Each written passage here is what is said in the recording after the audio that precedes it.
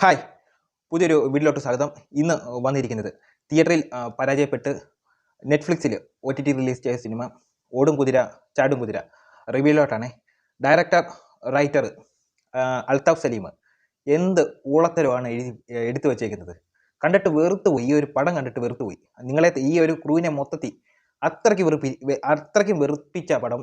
Steering Fahad Fazil, Kalyani Priyadarshan, പിന്നെ രേവതി പിള്ളയുണ്ട്, പിന്നെ താടി ജംഗ്ലി റമി ലാലുണ്ട്, സുരേഷ് കൃഷ്ണ, ഇവരൊക്കെയാണ് മറ്റ് കഥാപാത്രങ്ങളായിട്ട് വന്നേക്കുന്നത്. ആർക്കും ഒരു ഗുണമില്ല. ഇത് എനിക്ക് കണ്ടിട്ട് എനിക്ക് തോന്നിയെന്ന് പറഞ്ഞാൽ ഇതിനകത്ത് എല്ലാവരും ഓരോ കഞ്ചാവ് അടിച്ചിട്ടാണ് തോന്നി ഇതിനകത്ത് അഭിനയിച്ചേക്കുന്നത്. അതേപോലെ കിളി പറത്തിയ ഒരു പടം. ഇതിനകത്ത് എൻ്റെ ആക്ട്രസ് കല്യാണി പ്രിയദർശൻ എടുത്തു വന്നെങ്കിൽ ഓണത്തിന്, ഈ ഒരു പടം ഓണത്തിനാണ് റിലീസാക്കിയത്. ആ സമയത്ത് കല്യാണിയുടെ ഇപ്പം വേൾഡ് ഹിറ്റ്, ഇൻഡസ്ട്രി ഹിറ്റായിട്ട് ഓടിക്കൊണ്ടിരിക്കുന്ന സിനിമയാണ് ലോകയുടെ കൂടെയാണ് ഈ പടം ഇറങ്ങിയത്. ലോക കണ്ടിട്ട് എനിക്ക് നല്ല രീതിയിൽ കല്യാണി ഇഷ്ടപ്പെട്ടതാണ്. ഇത് ഞാൻ തിയേറ്ററിൽ കണ്ടല്ലോ. അപ്പം ഈ പടം അതിൽ നിന്നും ഇപ്പം ഈ കല്യാണി ഒരു ലോകയുടെ ഒരു പ്രൊമോഷൻ്റെ ഒരു ഇൻ്റർവ്യൂ കൊടുത്തിട്ടുണ്ടായിരുന്നു, ഓടും കുതിര ചാടും കുതിരയും ഇതിൻ്റെ ആയിട്ട്. അപ്പോൾ ഇതിനകത്ത് ഇവർ തമ്മിലുള്ള ഒരു ഇത് കൊടുത്തിട്ടുണ്ട്, എന്ന് വെച്ചാൽ ക്യാരക്ടർ എങ്ങനെയായിരിക്കും എന്നുള്ളത്, ലോകയും ഓടും കുതിര ചാടും കുതിര. അപ്പോൾ ഇതിനകത്ത് കല്യാണി പറഞ്ഞ ഒരു മറുപടി എന്ന് പറഞ്ഞാൽ ഇതൊരു ഒരു ആപ്പിളും ഒരു ഷൂവും തമ്മിലുള്ള വ്യത്യാസം കാണുമെന്ന്. ഞാൻ ഈ ആപ്പിൾ എന്ന് ഉദ്ദേശിച്ചിരിക്കുന്നത് ലോകയായിരിക്കും. ഞാനൊരു കാര്യം പറയാം, ഇനി ഈ ഒരു ക്യാരക്ടർ ഒന്നുമായിട്ട് ചേർക്കാൻ കൊള്ളത്തില്ല, കമ്പയർ ചെയ്യാൻ കൊള്ളത്തില്ല. അത്രയ്ക്കും ബോർ സിനിമ. ഇതിനകത്ത് കല്യാണി എന്തോ ചെയ്ത് വെച്ചേക്കുന്നത്, നടന്ന് വെറുപ്പിക്കുക. ഇപ്പം കല്യാണിയുടെ റോൾ എന്തോന്ന് പറഞ്ഞാൽ, ഇത് ഇപ്പോൾ ഒരു കിറുക്ക്, ഒരു പ്രാന്ത് പിടിച്ച ഒരു പെണ്ണ് കഞ്ചാവ് അടിച്ചാൽ എങ്ങനെ ഇരിക്കും അതിൻ്റെ ആറ്റിറ്റ്യൂഡ്, അതേപോലെയാണ് കാണിച്ചു വെച്ചേക്കുന്നത് തുടക്കം തൊട്ട്. അത്രയ്ക്കും വെറുപ്പിര്. എൻ്റെ ഫഹദ് ഫാസിൽ എന്ന് പറഞ്ഞാൽ വേറൊരു കഞ്ചാവ്, ആ പരിപാടിയാണ് കാണിച്ചു വെച്ചേക്കുന്നത്. ഫഹദ് ഫാസിലിൻ്റെ ക്യാരക്ടർ അറിയാലോ. ഇപ്പം കുമ്പളങ്ങി നൈറ്റ്സിന് ശേഷം പുള്ളി ഏതൊരു സൈക്കോ ക്യാരക്ടറുണ്ട്. പുള്ളി അതിനുശേഷം വെളിയിൽ വന്നിട്ടില്ല. ആ ഒരു ടൈപ്പ് കാസ്റ്റ് ചെയ്താണ് പുള്ളി ചെയ്തിട്ടുള്ളത്. ഇപ്പോൾ അതിൽ നിന്ന് വ്യത്യസ്തമായിട്ടുള്ള റോളാണെങ്കിലും ഇത് പുള്ളിക്ക് പറ്റത്തില്ല.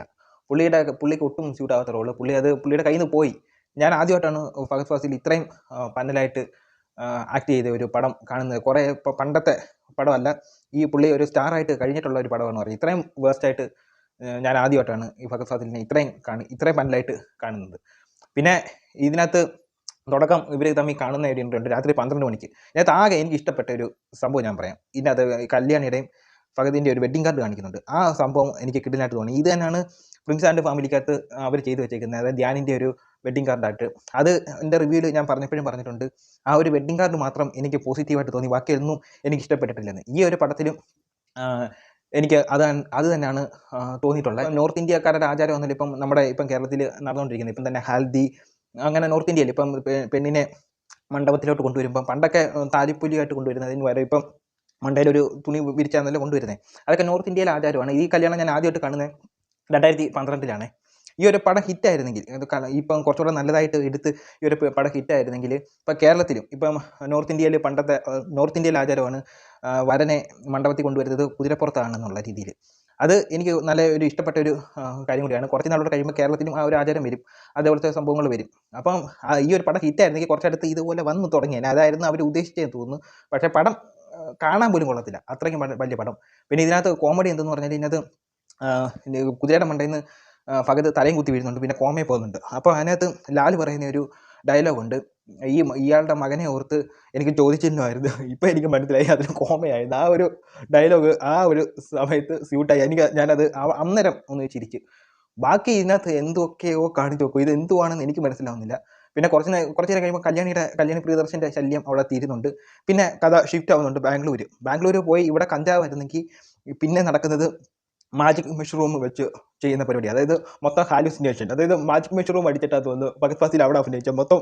അവിടെയാണ് രേവതി പിള്ളയെ വെച്ച് കണ്ടുമുട്ടുന്നത്. പിന്നെ അവിടെ നടക്കുന്ന കുറേ വെറുപ്പീര്, അങ്ങനെ വെറുപ്പിച്ച് പടം ക്ലൈമാക്സിലോട്ട് എത്തുന്നുണ്ട്. പിന്നെ ഇതിനകത്ത് ലക്ഷ്മി ഗോപാലസ്വാമി വരുന്നുണ്ട്, പഴയ ഡാൻസർ. അവരുടെ വെറുപ്പീര് വേറെ, ലാലിൻ്റെ വെറുപ്പീര് വേറെ, സുരേഷ് കൃഷ്ണയുടെ വെറുപ്പീര് വേറെ, അങ്ങനെ കുറേ വെറുപ്പീര്. പിന്നെ ഇതിനകത്ത് ശ്രീകാന്ത് വെട്ടിയാറുണ്ട്. ഒരു സീനിൽ മുഖത്ത് കണ്ട് ഇങ്ങനെ എത്തി നോക്കിയിട്ട് പോകുന്നുണ്ട്, പുള്ളിക്കാരൻ്റെ ഡയലോഗ് തന്നെ.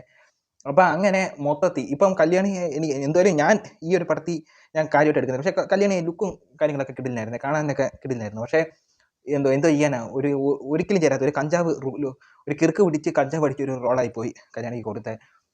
അതേപോലെ വേസ്റ്റ് പടം. ഞാൻ ഇത്രയും വേസ്റ്റായിട്ട് ഒരു പടം ഈ ഫഹദ് അഭിനയിക്കുന്നത് ഞാൻ കണ്ടിട്ടില്ല. ഇത് തന്നെ ലാസ്റ്റ് പടവും അങ്ങനെ അഭിനയിച്ച പടം ആകട്ടെ. പിന്നെ അൽതാഫ് സലീം, പുള്ളിയും കഞ്ചാവ് അടിച്ചൊക്കെ ഈ ശരീരത്തെ എങ്ങനെ പിടിച്ചിരിക്കുന്നു പറയാൻ പറ്റത്തില്ല. അതൊരു കുറച്ചുകൂടെ നല്ല ഇത്രയും നല്ലൊരു ക്രൂവിനെ കിട്ടിയിട്ട് മുതലാക്കാതെ പോയ ഒരു ഡയറക്ടർ, ലോകത്തിലെ ആദ്യത്തെ ഡയറക്ടർ. ഈ മലയാളത്തിൽ അങ്ങനെ കുറേ ഡയറക്ടർമാരുണ്ട്, അതിലൊരു ഡയറക്ടറായി അൽതാഫ് സലീം വീണ്ടും വന്നിട്ടുണ്ട്. ഓടും കുതിര, ചാടും കുതിര, വെള്ളം കണ്ട, നിൽക്കും കുതിര. പണ്ടത്തെ ഒരു കടങ്കഥയാണ്, ഒരു ശൈലിയാണ്, അതുപോലും സൂട്ടാകാൻ പറ്റാത്ത ഒരു പടം. അപ്പോൾ ഇത്രയേ ഉള്ളൂ. അടുത്തൊരു വീഡിയോ ആയിട്ട് വരുന്നവരെ ബൈ.